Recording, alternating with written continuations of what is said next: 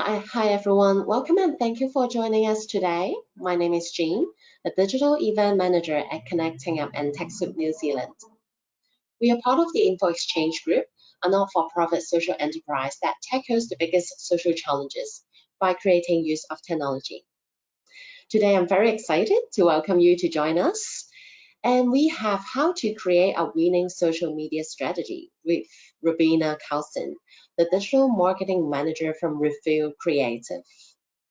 Robina is passionate about all things marketing and technology. She has more than 10 years of digital marketing experience that spans a variety of industries, including tourism and higher education.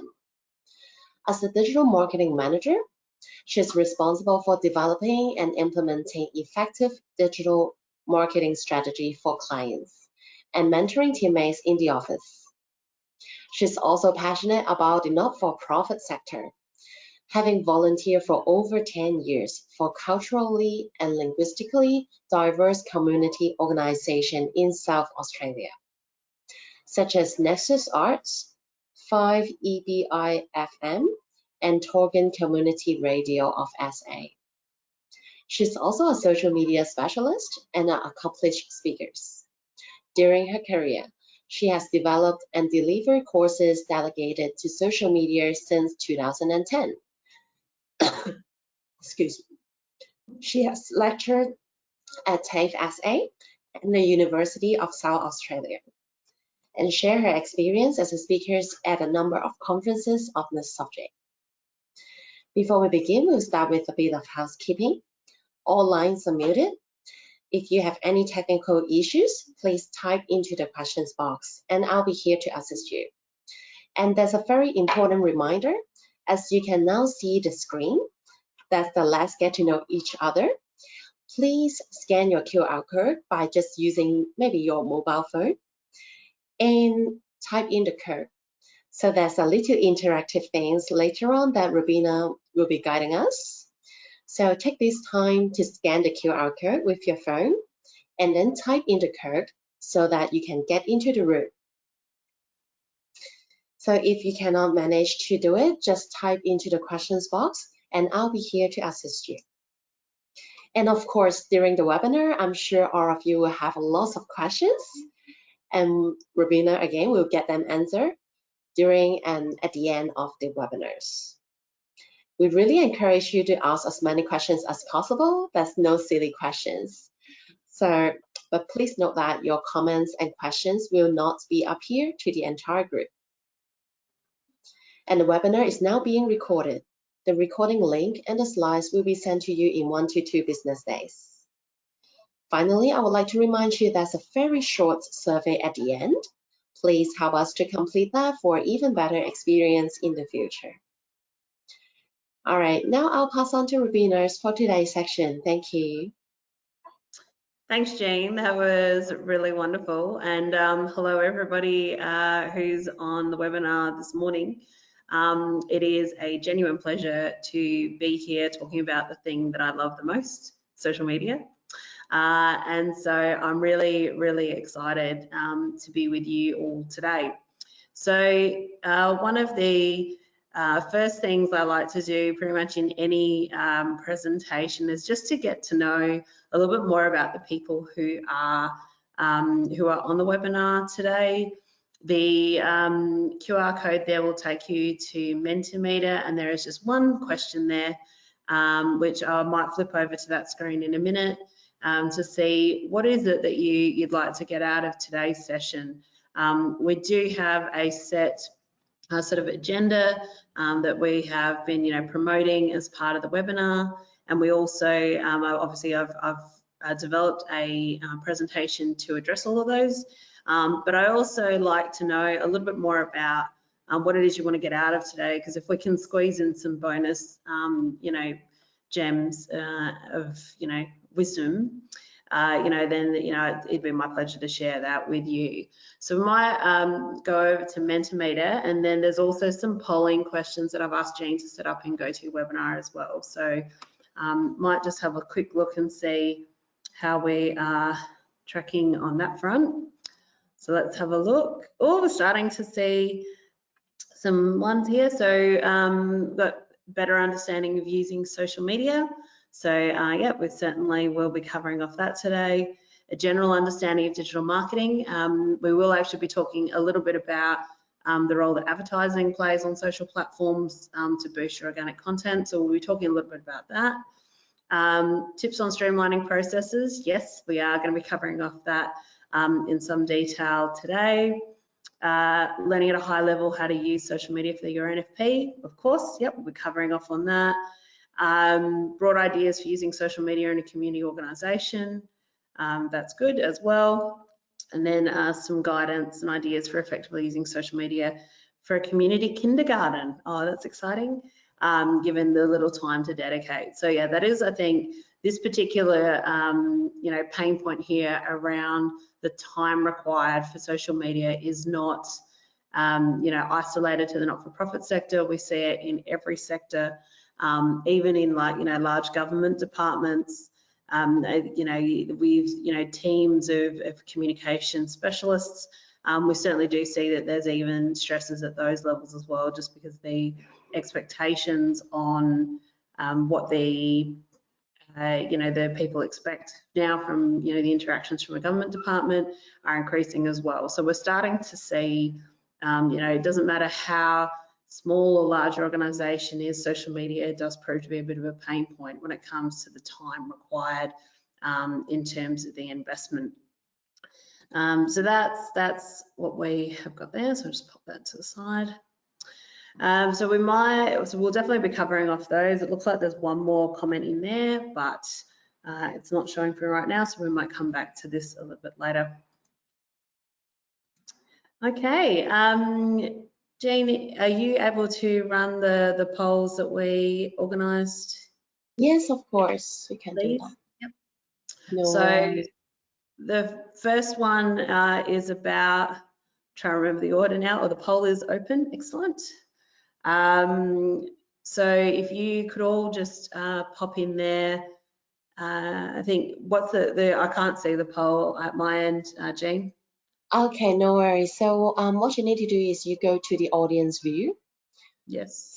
panels. Yeah, Yes, now I and can see. then Perfect. yeah, if you want Amazing. to make it larger, you just drag it at the corner. Amazing. Thank Yeah. you so much. I really appreciate the tech support. So how long have you been using social media professionally? So in this context, it's about not how long you've been using social for yourself, but rather around how long you've been using social for an organisation. It might be that you've only been in it for less than a year. You might have been doing it for the last 10. But this kind of just gives us a bit of an idea on the level of experience in the room, so I know how much detail to go in on specific slides. No worries. So we have now 76% voted. So Awesome. let's wait for a couple of seconds and then I'll close the poll. Awesome. Perfect. All right, Thanks so let for me being share the results. interactive. Can you see the results? I can.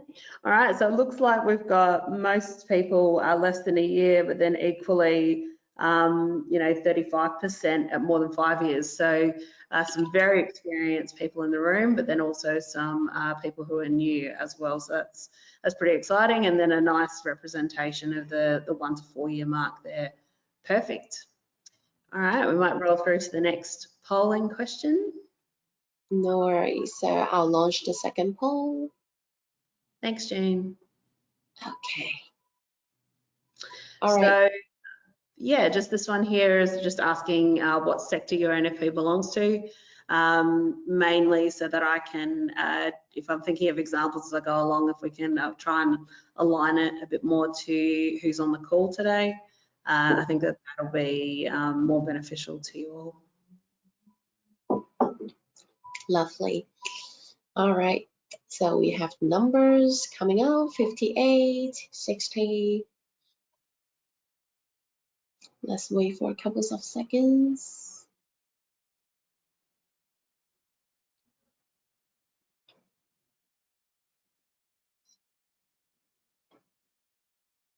Okay, so let me now share the results. let's see. Okay, mostly charities in the room. That's okay. That's more or less what I was expecting. A few professional organisations as well, and then some that fit in the other bucket as well. Love a bit of mystery. Amazing. Thank you all so much. That kind of just gives me a little bit more direction with this, which is great. And I think we had one final poll, Jean. Of course. All right, let me launch it. Amazing. And finally, what are you currently using for your organisation? And I just realised you can only select one on this. We probably should have said it. That's all right. I should have done it on Mentimeter so we could have seen, because I think some people were using multiple. So given that you can only select one, if you're using more than one, just click the other button. No worries. Okay, so we have over 90% voted. Let me share the result.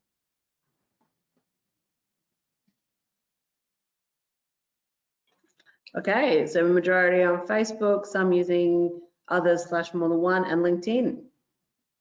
Okay, very good. Alrighty, well, I think that gives me plenty of context to set the presentation today, which I hope that you will all learn something today and get something out of it. That's certainly my aim here, is to share some knowledge with you all.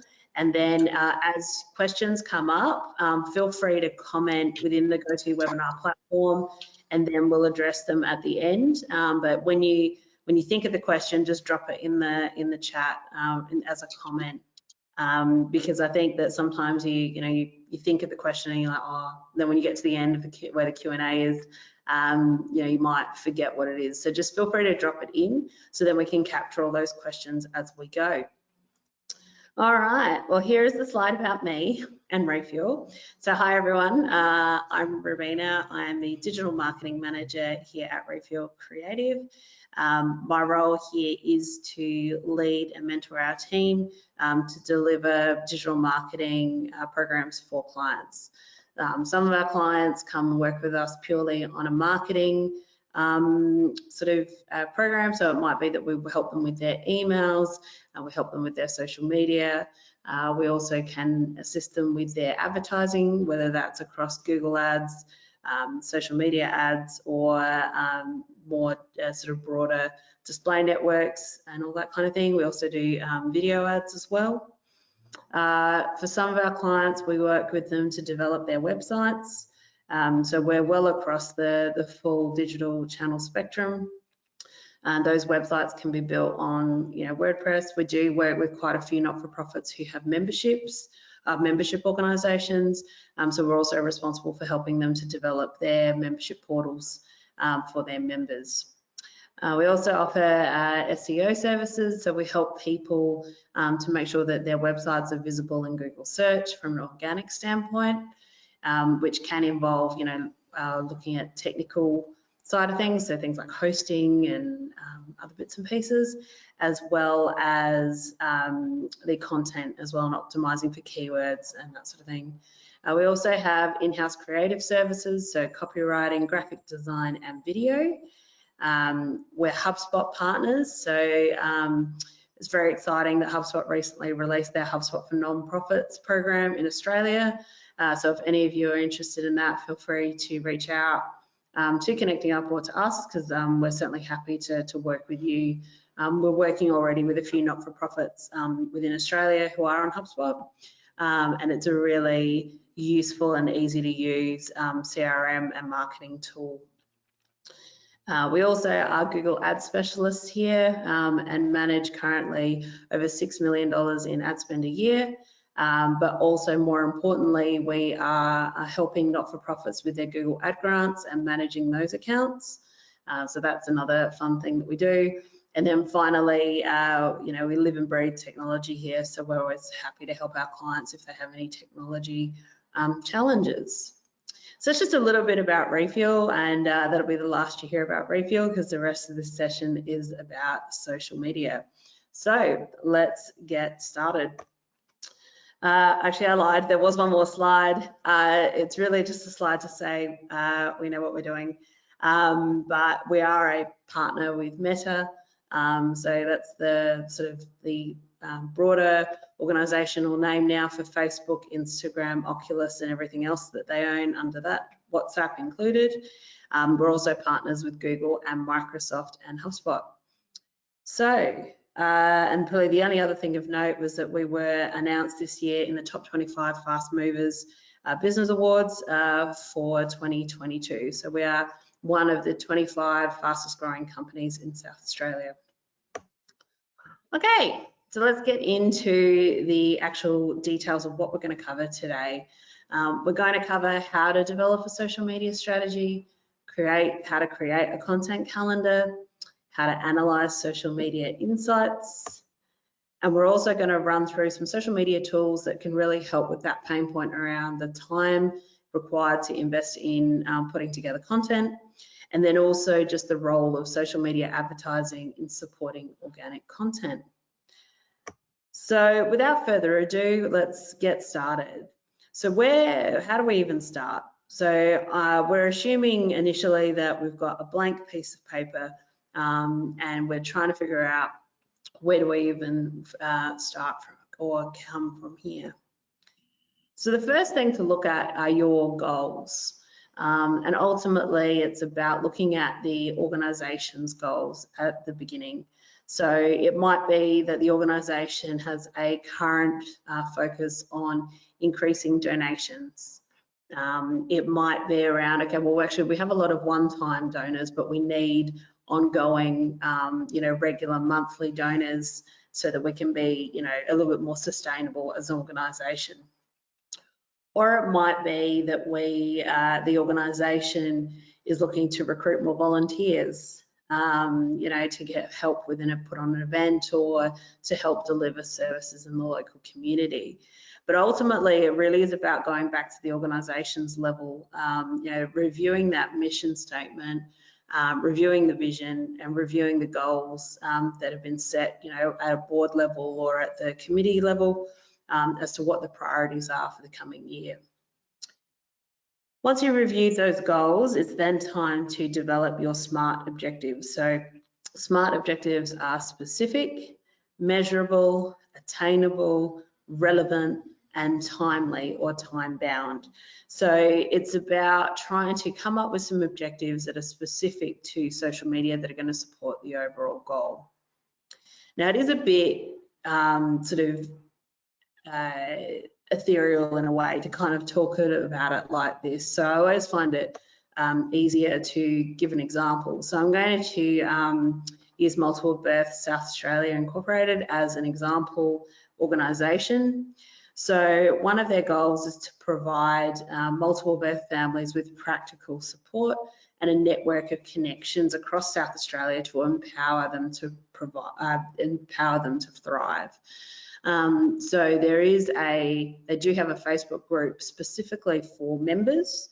There are, a few hundred people, I'd say almost 1,000, I think, based on just the number of posts I'm seeing in that group, who are members who are part of that Facebook community. And it's a safe space where parents can put in, with twins who've just come home from hospital and not sleeping, anyone got any tips?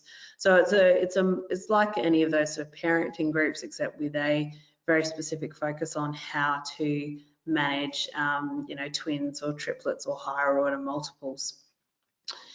So if we think about that goal as one of the primary functions of this, organisation, they do also run events, face-to-face meetups, playgroups, and real life sort of support network. But in the interim, there's also this space, okay, well, a Facebook group is going to help support and facilitate that connection between members. So if we were looking at setting a SMART objective based on the goal of they want to provide families with a network of connections across South Australia, increasing interactions in the group by 25% by the 30th of June is one that would work and be relevant in this case.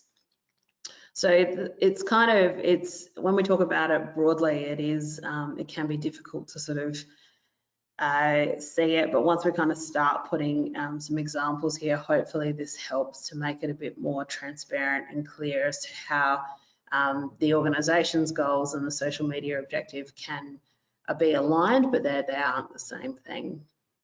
So after we get through the webinar, it's a useful exercise to kind of go back and try and write some SMART objectives on your socials. The next thing we look at after we've defined our goals and then the SMART objectives for social is then to look at our stakeholders. So firstly, who are they? So, is it the community that we serve that's most important? Is it our clients? So if you're working in the NDIS space and you're working for a not-for-profit in that space, there are going to be stakeholders like clients, carers of those clients, obviously volunteers, employees, donors or customers. So it's about trying to really understand who these people are and then look at, okay, well, what are their needs? So this might be work that you've already done. If you've already got a marketing strategy that sits over the top of your social media strategy, you probably can just refer straight to that document and look at that. But if you haven't actually got a marketing strategy that's as fleshed out, the social media strategy is going to need to go through some of these areas so that you can then understand your stakeholders better and ultimately, provide content that's of value to them, and then that can help to shape, what kind of content you create, give you some direction, and then you feel a little less overwhelmed overall because you've got a clearer plan on what kind of social media content to put out. So what are their needs? So what need are you fulfilling? So for the volunteers, if you're trying to recruit them, it might be about, okay, well, our organisation is a place where volunteers can give back to their community. Volunteers can gain new skills in areas that they want to develop. So that might be the needs that you need to document there. If it's for a donor, it might be, okay, well, this person might have experienced, if you're working for MS Society, for example, the donor might actually have a family member who's affected by MS, or, in my case, just fondly remember the readathon. So, when I was back in primary school. But, it's about, trying to figure out what their needs are and what needs are you fulfilling for them as an organisation. And then, it's about then potentially showing that on socials. The other thing you need to consider about your stakeholders is what motivates them. So what prompts them or drives them to take action, whether that is to hit the donate button, to purchase something from your op shop, to volunteer, or apply to join your not-for-profit as an employee, or to become a client who receives your community services, attend the event, attend the conference. But it's all about trying to figure out what motivates them. Then what appeals to them? What do they like? Do they like videos? Do they like stories? Do they like imagery? Do they like stats? Do you work for a professional business association where, it might be that the Australian Market Research Society, for example. So, are the members going to be more inclined to look at some stats and be happy to look at that? Or would they prefer actually maybe to just look at some pretty images because they are looking at numbers all day? Other things appeal to them? Quick response times, perhaps. Knowing that they've been heard or comments acknowledged or however. Then we got the flip side of what appeals to them, what frustrates them. So define the pain points, Is it like, if your stakeholders are, no, I need to see action now, or, I need to hear back from someone immediately. That then kind of can help you to sort of understand what frustrates them, so then you can avoid doing those things or provide tips on how they themselves can avoid those things as well. And finally, where are they? So it's partly around location, it's in what physical spaces are they in? Are they metropolitan, regional? Are they in the eastern states? in South Australia, Tasmania, Western Australia. So it's partly around location in that context, but it's also around what social media platforms are they more likely to be lurking on. Are they more likely to be a Facebook user over an Instagram user? Are they likely to spend more time on TikTok than they are on Instagram? Are you best off focusing your efforts on LinkedIn? If you're a professional organization, LinkedIn's probably the primary place where you need to focus your energies, because people, when they're on that platform, they're in a professional mindset and they're there to work. Whereas, if you kind of see something on Facebook, depending on the sector, it may be something like, oh, actually you're intruding on my personal space on Facebook and I don't like it. So it's about looking at what platforms they're likely to be lurking on. So you can find out that kind of information from, you can conduct surveys and get, first party data from some of your members or donors, existing donors perhaps. Or alternatively, you could have a look at using some of the ad tools, and they can help you define pretty quickly where these people are in terms of age and gender and so on. So that is probably one of my tips there to take away with you, is that if you're not sure if your audience is on a specific platform, just jump to the ads version of the platform and you'll be able to set up some audiences to kind of see how big those audiences are and if they're there for you to target. So here's a quote from Sir Richard Branson: personality is critical to success for brands as well as people, so don't leave it to chance. So the other element here is, just thinking about what your brand's going to sound like, or your organization is going to sound like when, if on social media. So an easy way to kind of think about it is to think about the organization as a person. Would your organization would they be casual in their language? Would they be very formal? Would they be down to earth or professional, heartfelt, kind, passionate? Would they be, kind of thinking about those sorts of attributes of the brand, I think are really important. And then sort of putting it into the strategy or the plans to the strategy. So anyone who picks up the strategy and then goes to implement it knows that they have to write casually, for example. If you've already got brand guidelines that are quite fleshed out, again, you can refer to those and kind of bring those elements in. But I've kind of put together today's presentation based on if there's no marketing strategy and there's no brand guidelines available, just making sure that these areas are covered off for consideration.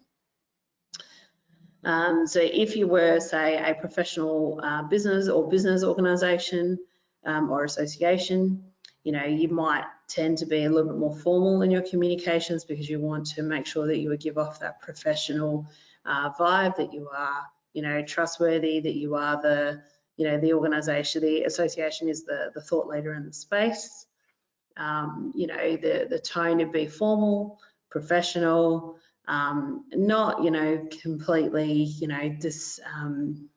disconnected or anything like that. You still want to be connected, but, ultimately it's, more likely to be in third person, for example. We're promoting, please attend this event for your professional development and that sort of thing. Whereas, if you are a grassroots community organisation that puts on like the local community fair, you're probably going to be like, hey guys, just come here and like enjoy. We've organised like MFS to bring a fire engine, and we've got this for the kids, and just come on down. So you want it to be casual and inviting and friendly and welcoming. So it's about trying to really understand where that sits. So then again, once you kind of do all this work in advance, when you then go to write the content, it's easier to write because you've got some creative boundaries or parameters in place. So you're not just writing aimlessly. So it's very, very helpful to have these in place. Once you've kind of figured out the brand personality, and then once you've also looked at the stakeholders as well, it's then time to shift your attention to messaging. So this kind of feeds back into the overall mission statement of the organisation's goals. So then you kind of work through that to develop 3 to 5 key messages. So, you know, for multiple births, if we go back to that example, you know, it's around asking people to join multiple births, you know, so that you can have access to 18 hours of, professional care for your twins or support during their first 12 months of life, for example. So that'd be one of their programs. That's one of their programs that they run. So that'd be one of the key messages they'd want to put out. You know, or it'd be, you know, join multiple births so that you can meet other multiple birth parents and share experiences and connect with them. Join playgroups and all that kind of thing. So those are kind of the messages that you look for, and they should embody the values of the organisation as well. The other things you should keep in mind when you're developing your key messages is that some people are not going to know about your organisation until they see it randomly on Facebook or on Twitter or wherever. So it's also important to think about what you would say to someone who doesn't know anything about your organisation. You know, consider them like, you know, fresh, if you like, to the organisation, so they're not aware of what you offer and what you do. The other component there to consider in your key messages as well is what would you say to convince people who know about you, so that they then will take action or donate.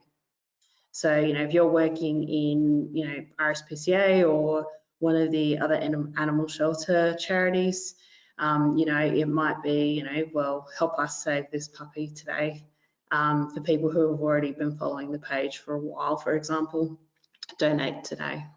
And kind of sort of pull on some of those emotional heartstrings perhaps.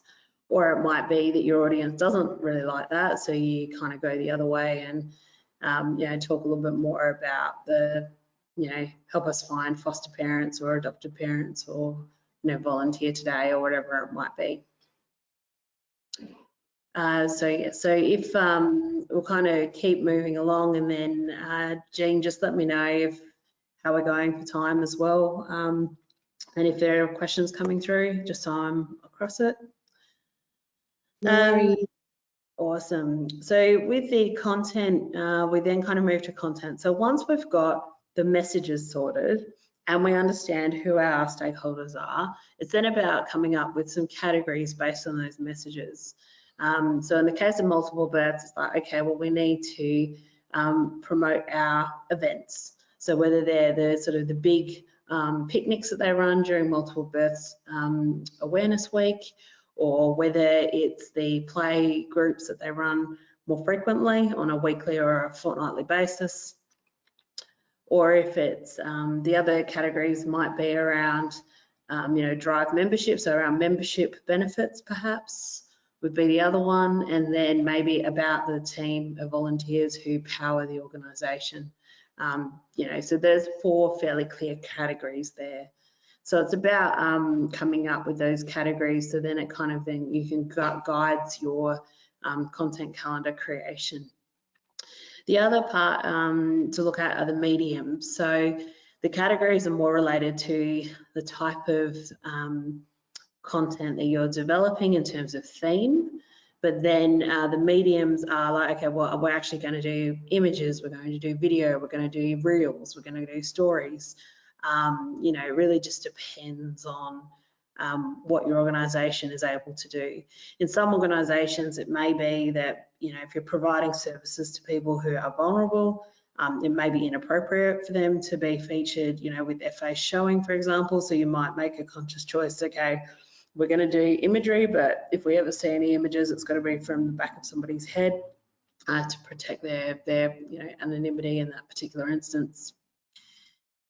The other thing to look at is curation, and it's an area I think that sometimes is underappreciated, perhaps is the way to say it. So, you know, if you're a professional organisation, while you'll be pumping out content yourself, you may have members who are thought leaders in their own right. So, you know, sharing their content and highlighting their content for the benefit of all members might be useful. So that's an example of how it could be used.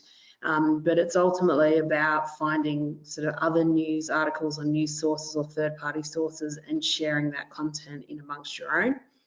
it can help to take the pressure off, particularly if you're looking to post, 4 or 5 times a week. It's about, you might look at it and go, well, actually, I can really only create 2 myself, in which case, becoming a curator of other good content is an equally valuable position to be in. What we find, particularly on socials, is it can be quite noisy. There's a lot going on.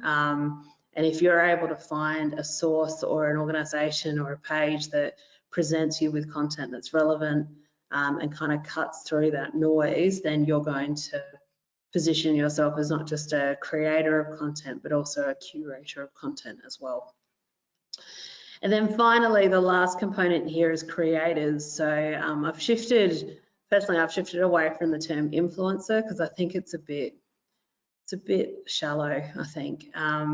But ultimately with the creators, it's about, I'm just having a look at the, okay, thanks Jean for reminding everyone. So, whoops, we've gone one over. With the creators, it is about, looking for people who are creating content already who might be aligned to your organisation, or you might be looking for someone who, can sort of help you spread the message as well about your organisation. But, it's about engaging, those third parties to kind of help you develop the content in a not-for-profit context. It's, it might be that you're a animal welfare shelter, an animal shelter, and, there are people out there who have a pet who they've adopted from your shelter. So even just asking those people to send you content so you can, here's, beautiful Bluey who's just settled into our new home. Thanks so much. The animal shelter that they pick that person up from, and then sending that content back. And I think particularly for the smaller organisations who facilitate, those animal rescue, I think that can be a really beneficial source of content to help you to share. Because it also gives a real image of what's actually happening once somebody takes a doggy home, or a cat, or a rabbit, or any other animal. Once you've kind of figured out what you're doing with your content, it's then time to review the channels that you're going to share that content on. So you will select your social media platforms where your stakeholders are likely to lurk. So when we went and we talked about the stakeholders before, we were talking about doing some research as to where they are more likely to be. There have been, as we've seen already from the Mentimeter survey before, there is a concern around how much time is involved, and so you do only have limited time to do something, particularly in the case of the community kindergarten, where I imagine we've got the leader of the community kindergarten on the call, on the webinar today, who's got 50 million other things that she has to do in a day, or he has to do in a day, I should say. So it's really important that you optimize the time that you are spending on it to make sure that your content is seen by the people that you are looking to show it to. So the old adage of fish where the fish are is actually really, really important here. So if you're finding that, in the community kindergarten sector, Facebook is probably going to be the main place where parents are going to be hanging out. We are seeing some, TikTok is starting to become much more mainstream. I think we're starting to see what we've seen with every other platform, where some parents are jumping on to that platform, and mainly because they're trying to figure out what their children are doing on that platform, so they end up joining themselves. We see that kind of happen with a lot of the different platforms out there. But in terms of where parents are probably likely to hang out, those parent groups on Facebook, those are very, very active, so I found in my experience. But yeah, that's probably where most of your activity is going to be. But it's also about letting people know in general where where you are as well, that you're on Facebook as well. So in the sense of the community kindergarten, you'd have potentially you're using an app like Story Park or Seesaw to communicate with parents. already, and if you are, then it's about saying, okay, well, we're also on Facebook, so make sure you follow us on Facebook. If you send out email communication regularly, letting them know that you're on Facebook, so again, to try and encourage them to interact with you on those platforms as well. And then finally, this is kind of closing the loop here as we look at metrics. So that's looking, and we're going to take a deeper dive into metrics in just a minute. But with metrics, it's about going back to the beginning, and it's all quite circular here, but reviewing those goals, checking the SMART objectives, and then once you've done that, it's about looking for the metrics that are going to align best with the SMART objective. And then more importantly is to measure it on a regular basis. Are you getting any closer to your goal, or rather your metric? So if we go back to the MBSA example, the SMART objective was to increase interactions by 25% in the Facebook group by 30 June, which ultimately gives us an indication that there is increasing connection between members, which is one of the core organisational goals. So the metrics we can use are looking at the number of active members, whether that's going up or down, and the number of posts in the group. So how many posts have there been this month? And that kind of gives us an indication of, okay, well, this group is thriving and people are interacting and talking with each other, so we can say that we are creating that sense of community and connection. So we're going to take a moment here to do a deep dive into social media insights. So we're just going to quit out of the presentation for just a minute. And then hopefully we can all see now a Meta Business Suite, which is increasingly we're seeing this change and change and change. I looked at this on the weekend, and the interface for the results and everything has changed on me, so that's okay. So you may find that yours looks like this, or it soon will look like this, because it looks like this is something that's coming in. We're seeing it gradually rolled out to across all our clients. Jean, can you just confirm that you're seeing the Meta insights? Yeah, I'm seeing that. Thank you. Awesome. Cool. Just wanted to double check before I ran into it and started talking, and everyone, I can't see it. Very good. So the first slide that you get is an overview. For those that haven't heard of Digital Adelaide, it's the largest digital marketing conference in South Australia. It runs for 2 days, and we do sort of look at servicing all sectors, so government, business, and not-for-profit. So we're just having a look at some of the stats from last year. So the event is held in late July, and so actually it was 15-16 July last year. So not unsurprisingly, we're seeing some real peaks of activity around the event, and then it kind of tails off straight after. That's pretty much how this works. This is an event that's put on by myself and a couple other colleagues in the space, and we do it out of our own time volunteering to run it. And so, yeah, it always is a big sort of push around May to make sure that we get bums on seats, and then it dies away fairly quickly after the conference is finished. But we can see here our reach, if we look for that period, if we look at the, it gives us an indication of the percentage increase over that time. You might be reporting on a monthly basis, so you can have a look at how it is impacted on a monthly basis.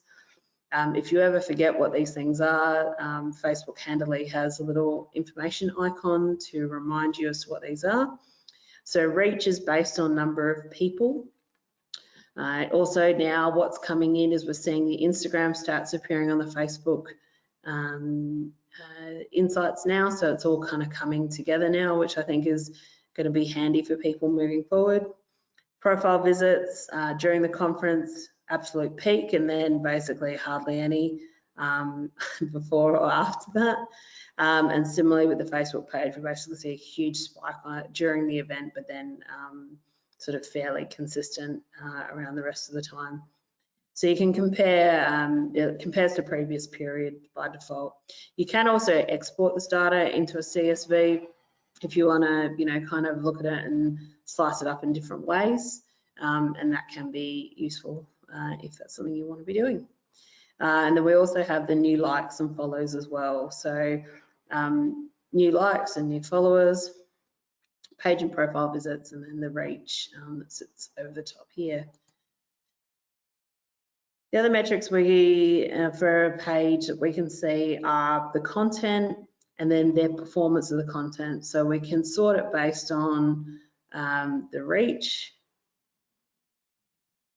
So, you know, what kind of content is performing the best.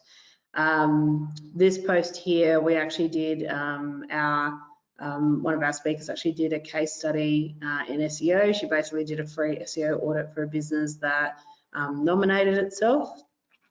So, you know, we put it out there, and so we had quite a few people responding to that post. So because we still had increased engagement there, you know, the reach was fairly high there. You can also see the boost post button here. I think Facebook takes any opportunity to try and get you to spend money, but also it is a good thing here. If you have used it, at least you're aware what's happened there. Likes and reactions, so you know, how many people liked the post or reacted to the post. You also get now the sticker taps, which is relevant for stories. And you'll see Facebook and Instagram represented here. Replies, if people are replying to your stories. Given the order of these, I think that they are starting to really push the story element here on Facebook and on Instagram. Link clicks, so people who actually went and clicked on a link that was within your post. Comments, so number of comments on the post. Shares, so you've got 6 there, 1, 4, 5. So the shares, I think, in that particular case for this post here would have also had a dramatic impact here, because you notice that we had 1,000 reach with this post announcing one of the other speakers, but there was only 70 likes and reactions on. There were more likes and reactions than this one.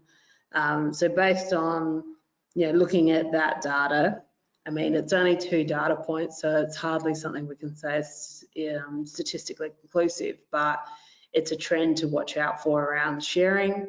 You know, I think it's fairly clear here that, you know, if you have more people sharing it, then, you know, more people are likely to see it.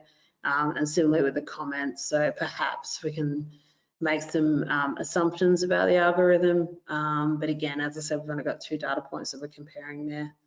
Probably needs a wider data set to confirm those assertions. So that's all of that there. We can also look at the audience. So current audience, so the likes, so people who actually like the page, people who follow the Instagram account. In the marketing field, generally there is a skew towards women working in the field. So we're not surprised to see that line up here with this particular event. Given that it's an Adelaide-based conference, again, this is not unexpected to see South Australia rated so highly. And similarly with Australia represented so highly here as well.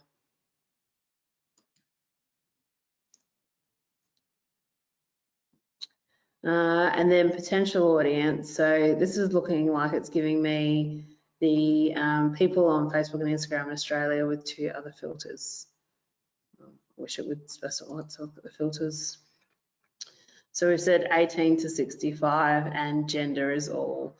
So it looks like now you can do this without even going into Ad Manager. You can actually go into the new interface here. Actually, will tell you a bit more. And then, as always, Facebook, with their own hearts and interests there, let's spend some money to create an ad. So they're trying to really facilitate that. And then, you know, potential audience that they're sort of promoting for us here, Sydney and Melbourne, just given the size of them. You know, given that they are the largest cities in Australia, the market's going to be bigger there. But yeah, it certainly gives us an idea. The top pages. Wouldn't have expected, excuse me, Tasty to be quite so high there. benchmarking. So this kind of gives you can add in other organisations around that you, sorry, excuse me, that we can compare. So you can, basically you get an overall sort of figure there. Kind of just gives you an idea of how you're performing against bits and pieces. And then you can add other businesses here as well. Okay, so that's Facebook. Feel free to drop any,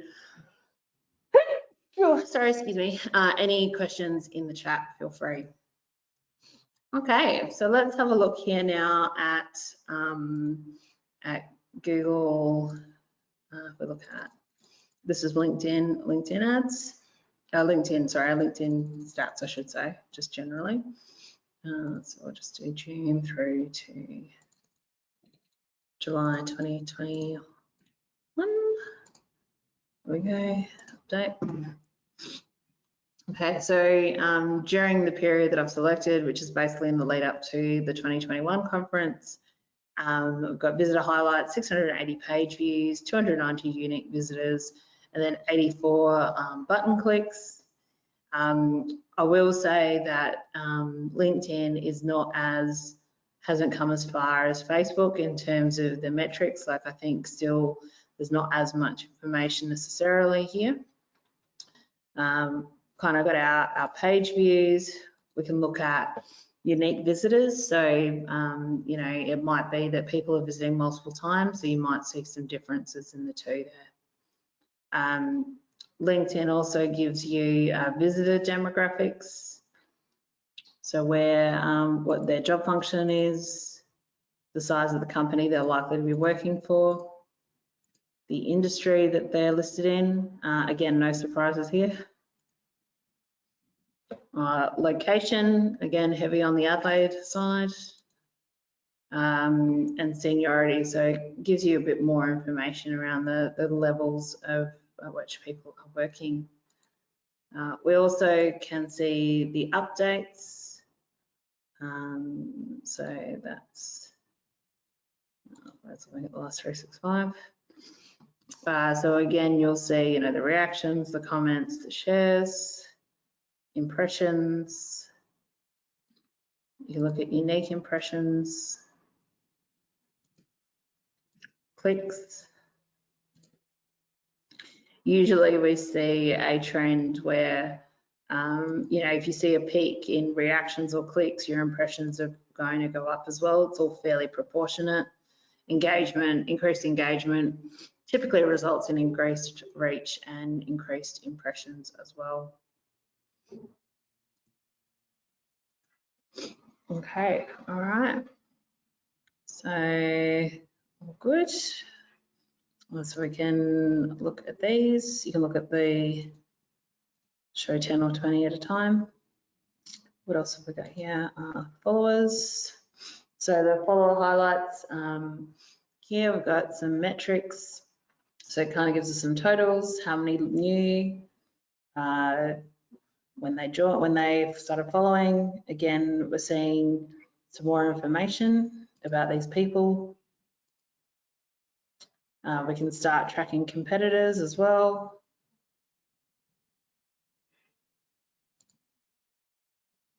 And also monitor the leads. So we don't sort of run lead gen activity for this conference because ultimately we want to direct people to Eventbrite to buy a ticket.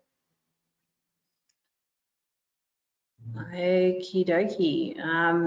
Twitter analytics. So I'm not sure I don't think anyone was really using Twitter, but you do kind of get a very basic sort of level of stats.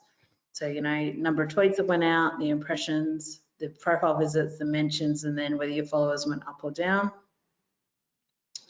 And again, you kind of see just the sort of the top level here. And that's kind of the level of analytics that you get for the organic content. Okay. All righty. If there are any questions on that, please feel free to drop in a note there. There's Okay. quite a lot of questions coming up, so if you would like to up, and then we will start the Q&A straight away. Yeah, sure. All right, I'm happy to do that. So let's just, I need to go back to slideshow. So just, I'll run through a few of these slides super quick, and then we'll get to the Q&A because I think that's where the gold is. So content calendars, scheduling tools, guidelines, play and practice. So these are the 4 things that are going to help you to deliver on your strategy. So content calendars, good old Excel and Google Sheets if you want to go low tech. Otherwise, you can use, you know, project management tools like Trello or ClickUp. Loomly is also a good one to use too if you are looking at trying to visualize how your Instagram is going to look. I might skip over this slide, Jean, in the interest of time, but everyone will be getting a copy of these slides later. But ultimately, this is a how to create a content calendar if you're using an Excel sheet. And then we've also included just like a quick little example of what we've used in the past to kind of help map out our content. Okay, scheduling tools. There is Facebook Creator Studio, so that's free, and you're able to schedule to Facebook and Instagram within that platform.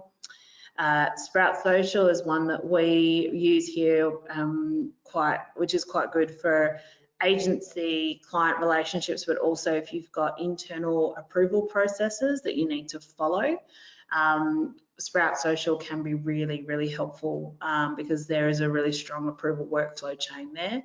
So definitely worth checking out. And only just recently now you can actually do your connect your TikTok and schedule content to TikTok. Later is in a similar boat as is Buffer. Sched Social is a social, this one that you can actually do a lot more with your Instagram scheduling. So if you're heavy on Instagram, it's worth having a look at Sched Social. They also do schedule out to the other platforms, Facebook, LinkedIn, Twitter, etc. And then finally, as a HubSpot partner, we'd be remiss to not include HubSpot on this list because you can schedule to Facebook, Instagram, Twitter, and LinkedIn. Your guidelines are going to help you as well because it's going to outline how you speak as your organization. Play and practice, don't get stuck planning. Create, publish, measure and iterate. So even if you start playing on your own personal platforms, you know, just start using that. Because I find that the more you use the platforms, you kind of understand, oh, that's why people do it this way. Oh, okay, maybe our brand should do it this way as well. So playing and practicing on a personal level, but also with the actual brand as well. Just a quick note on social media ads. So what we are finding increasingly with Facebook and Instagram is that to get really good reach is that you really do need to look at a supporting advertising strategy, whether it is that you don't necessarily boost posts, but it may be that you put out a lot of content and then you retarget people who engage with that content with a stronger offer to actually donate or to sign up for a course or sign up for a conference or whatever it might be, become a member, volunteer today. So that can be a really strong pairing. But also you might find that if you are coming to a standstill a bit with your social content and you're not seeing new follower growth, it may be worth looking at running some awareness campaigns, knowing full well that it's really about getting your brand in front of those people and less about them actually taking action at the time to donate or volunteer or whatever. Super quick recap, set SMART objectives that are aligned with the organisation goals, measure metrics regularly that align with your goals, try to understand your stakeholders fully, define content categories to help guide your content planning. Plan your content a month in advance if you can, because it'll just take the pressure off when you go to do it. Fish where the fish are. Invest in the tools that will help you. There are some there that are more affordable than others, but ultimately, if social's a priority, you know, investing even in things like Canva do. There are a lot of these programs have non-profit programs. Canva, I believe, also has one, so you're able to get access to those templates that will then help you to create your content more quickly and more consistently. Consider ads to support your organic content. and don't forget to play. Questions? All right, I'm going to open up this chat. So I'm ready. Jean, let's do the Yeah, questions. Hopefully that wasn't too quick for everyone. lovely. Thank you very much. It's really practical. I really like the last pass so that I can like step by step go through the analytical part. So it's awesome. All right, we got a first question from Pam. How do you engage with audience that is non-English background? Um, it has its own cultural challenge. What do you think? So that's a hard one. I don't mind though. Hard ones are good. So for me, it's about keeping the English as simple as possible. It's really an important part. If you are working in a culturally and linguistically diverse community or even an Indigenous community, if you're able to use that language sometimes, I think that's helpful too. You know, particularly if the organisation is for the members who speak that language, and you know, it's useful. I think that's helpful. But also when you're using English, just keep it as plain, as simple as you can. You know, don't resort to long-winded kind of wording and things like that. Just, you know, if you want to say, come to our event, just say, come to our event, you know, or, you know, come see us at this place. You know, keep the language as simple as you can when you're using the English, and then following on from that, you know, if you're able to bring in some posts that are in the native language, that's a nice bonus if you've got the volunteers around you who can support that. Yeah, lovely. Thank you very much. And I also heard one of the designers saying that visual is very important as well, because visual is something that universal. It doesn't really matter what languages it speaks. Just like when we see an icon or like traffic signage, etc. Yeah. So trying to use visual. Yeah, I think that's another good thing. You know, even like emojis, I think can be useful too, to convey sentiment, but also just, you know, ideas as well. But yeah, visuals, I think sometimes, I mean, it's a very old adage like that a picture speaks 1,000 words, but yeah, I think, you know, using imagery to help convey your message is also really important, and video too if you can manage it. Thank you, 100%. All right, we got another question. It's from Emma. So, do you know how to organically increase the sharing? What is the best time of the day for visibility? So when we looked at the Facebook Insights, I'm not sure where they've put that, because they used to share that with you on Facebook in particular. When is your audience online? And that you know, it's kind of cheating when the answer's there in front of you. But also it's about experimenting with the time that you post. So, you know, it might be that you put a post up at 8 a.m., you put a post up at midday, you put a post up at 5 p.m. On different days, and see which one gets more traction. So that's one way of testing it, see what gets more engagement, particularly if you're doing the same kind of post. So it might be that you're promoting an event, you've got to promote it multiple times on the socials in the lead up to the event. So you do one at 8 a.m. on a Monday, 2 p.m. on a Wednesday, and then 5 p.m. on a Friday. You might find that, you know, if it's a professional organisation, the Friday 5 p.m. post just, no, everybody's already gone off for a drink at that point, and no one's looking at anything apart from what's the people in front of them. You might find the Monday 8 a.m. people on the commute in are more likely to be looking at their phones, and they're looking at things like that. So you might find that the Monday 8 a.m. works better. That is something to consider though. Commute time is actually an interesting one to think about. Particularly if you're in the eastern states and you know you have access to public transport that's reliable and works and can get you to multiple places. And also just the, you know, sheer fact that you're living in a larger city, so the infrastructure's there. People are, you know, those people who are on that public transport commute are going to be looking like this at their phone, like that's all they're going to be doing. not really going to be interacting with the people around them at all. So, you know, that the commute time is actually surprisingly a good time. Also, when people wake up, I think the first thing people reach for is their phones these days. It's not necessarily their partner in bed or anything like that. First thing, because, you know, your phone is now your alarm clock for most people. So, you know, if the alarm clock goes off, the first thing you do is like reach over, oh, notifications. So even when you're considering like your email marketing and things like that, it's worthwhile considering sending some out randomly at like 7 a.m., 8 a.m., things that are outside business hours, but people are kind of looking anyway. So, you know, trying to time it for morning commute, afternoon commute. You know, if you're in Adelaide, you might find that to be less effective, mainly because our city is really geared for cars. So people are driving a lot more than they're using public transport typically. So it really just depends.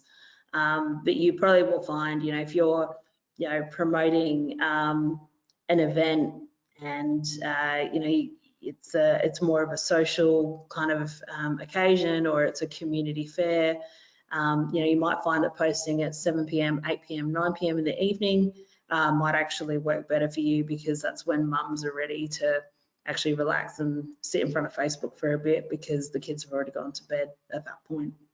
So it's really, it always comes back to understanding that stakeholder and that audience. Lovely, thank you. So we Yeah. are a little bit overrun today. So if Rubina, are you in a rush, or if you can take I've got some more questions? time. Yeah, it's fine. Lovely. Yeah, So happy to for start. those of you who need to rush away or you need to go, don't worry, because we'll be sending you the presentation deck and also the recording. Yeah. All right, so we will extend for our like 15 minutes, I guess. Yeah, 15's fine. Thank you very much. All right, we got a pretty long questions from Kimberly. So I just assigned the questions to you, Okay. and I can repeat the questions so that everyone can hear. Yep. Perfect. So Kimberly is having her new role involving social media.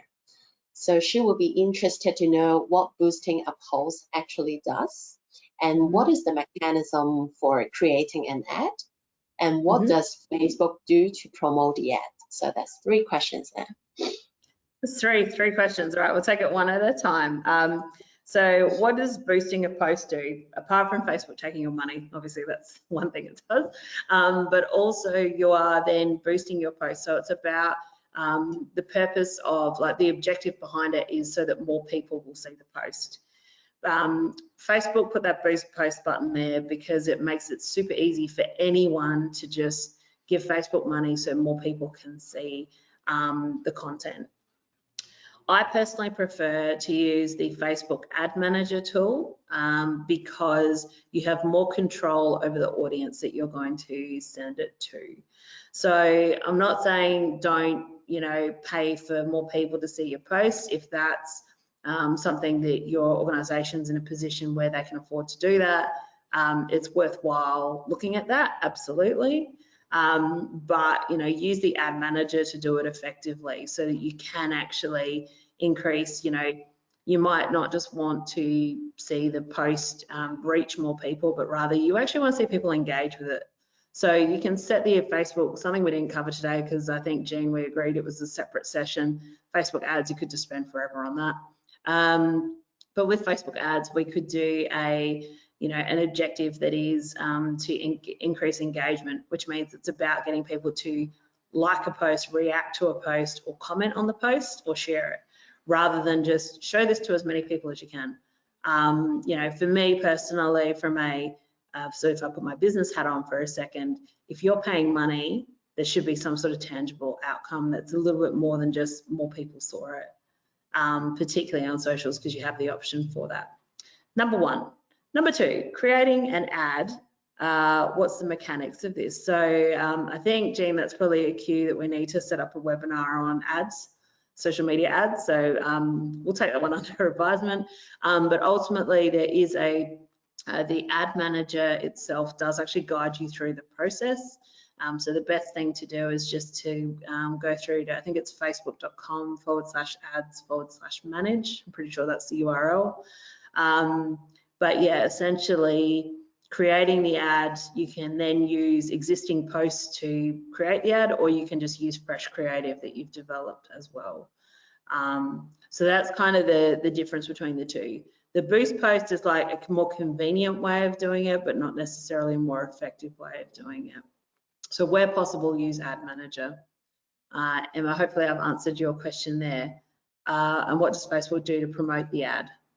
It shows it to the people that you've targeted, so within your budget that you've set. So if you've targeted women living in Melbourne, aged 18 to 35, who have children, then it'll show to more people in that space. Lovely, thank you. There's a quick question. So is LinkedIn now part of the Meta?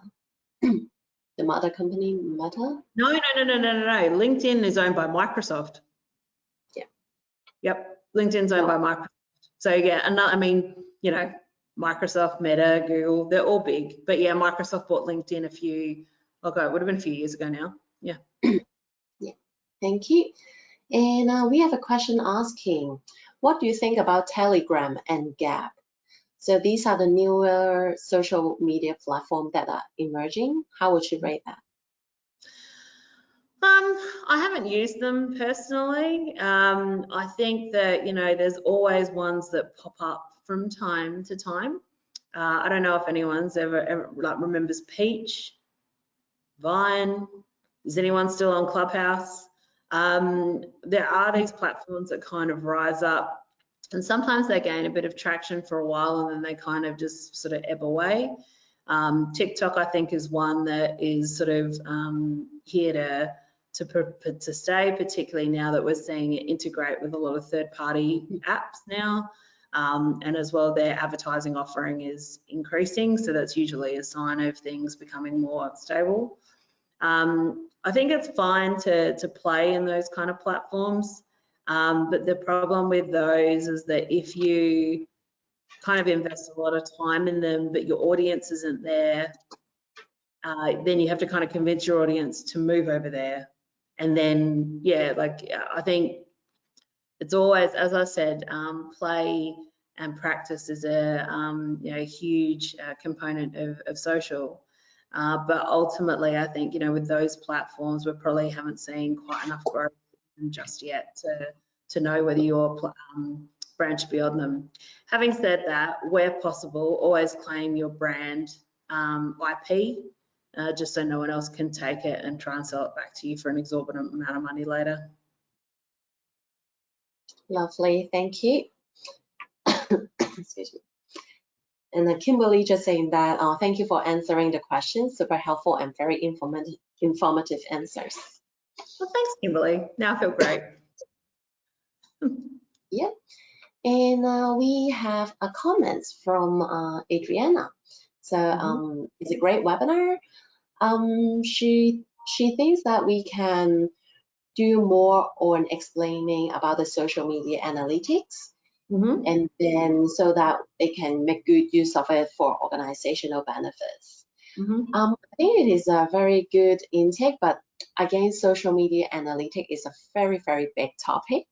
And then rather than having it like just put it into today's webinar, we are actually thinking to have an analytic on social medias separately as another webinar that it can cover Facebook, LinkedIn, Google Analytics.